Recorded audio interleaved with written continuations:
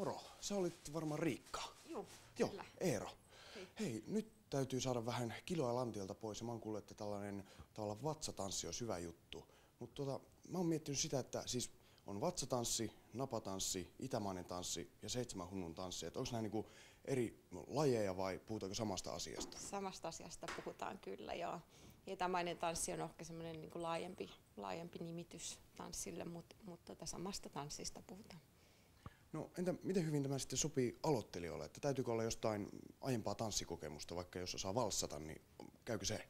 No käy tietysti, mutta ei tarvitse olla mitään kokemusta.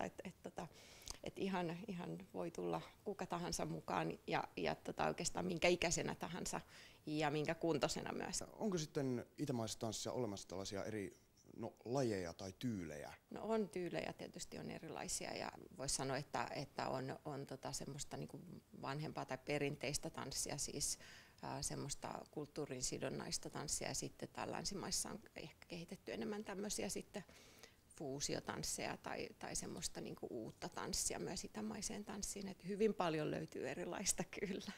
Hei, mitäs noin muuta on, missä on nyt kolikoita, että onko ne ihan käypää valuuttaa? Joo, kyllä. Käypää valuuttaa tanssissa, eli ne on tämmöisiä lantiohuiveja, mitä käytetään tanssissa ja tavallaan niin kuin korostamaan liikkeitä ja sitten myöskin tiukentamaan tämän lantion seudun. Okei, no voisiko mäkin muuten saada jonkun tollasen? Millaisen sä haluat? Valitse väri. No mitäs tässä olisi? Pitäisikö mun ottaa vaikka tollainen perusmusta tosta? No perusmusta on aika hyvä. Okay. Laitetaan sulle kanssa.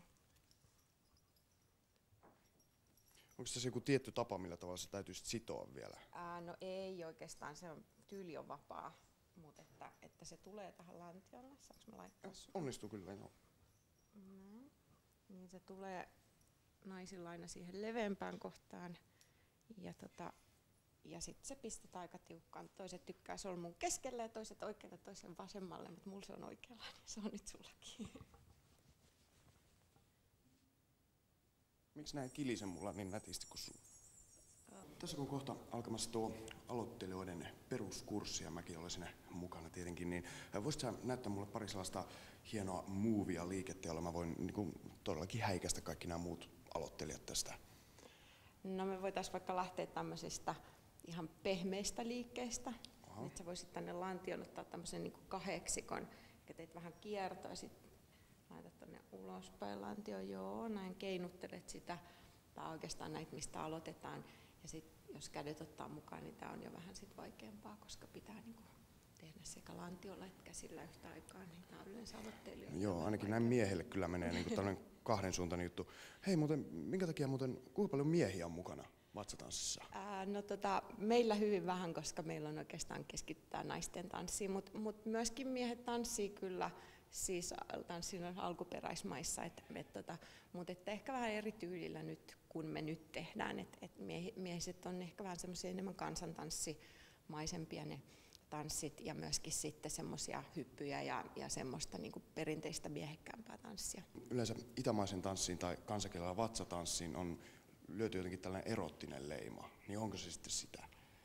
No, sanotaan, että naisen liikehän on aina erottista, että kyllä totta kai tässäkin tanssissa voi nähdä sitä, mutta en mä ajattele, että se on niinku se tärkein asia tanssissa, missään tanssissa, vaan tietysti se on katsojan silmässä myöskin. Mutta onko mitään muita semmoisia hienoja liikkeitä vielä, mitä voisit näyttää? Että se on, sitten sä voisit lähteä täältä polvista tekemään tämmöistä pientä joustoa ja sitten siihen tulee lantiolonkat vähän mukaan, että sitten tulee tämmöinen ylös-alas liike. Ja sitten kun me tätä tehdään vähän nopeammin, vieläkin nopeammin, niin sitten sä saat semmoisen värinän sinne.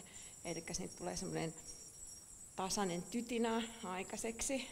Sun pitää olla mahdollisimman rentona siinä. Ja sitten jos siellä lantiolla on jotain vähän enemmän kolikoita, niin sitten siinä tulee semmoinen kiljenen, niin kuin mulla nyt vähän kilisee.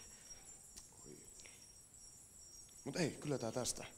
Ei muuta kuin haasteenkin. Näette omat kädet. Lähdetään piirtää semmoista ympyrää. Sormilla pehmeästi pyöritellään. Ottaa vähän käsien semmoisia peruspaikkoja, missä tanssissa pidetään. Aukaistaan sivulle auki, kyynärpäät on taaksepäin. Hyvä ryhti, hartiat alhaalla, rentona, ei jännitetä. Nostetaan kädet ylös. rintakehä on auki, kädet on siinä pään molemmilla puolilla, kehystäen pään kivasti.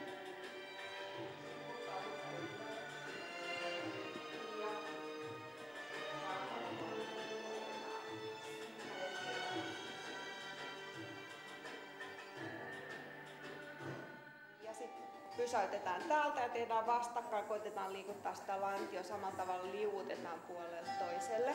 Ja nyt olisi tarkoitus pitää täältä paikalla. Se ei ole semmoinen koko vartalo heilunta, vaan lantio liukuu ja täältä paikalla. Te voitte kuvitella, että otatte jostain kangosta kiinni, käsillä avustaa sitä rintakehän paikalla pysymistä. Ja pieni liukuu puolelle toiselle.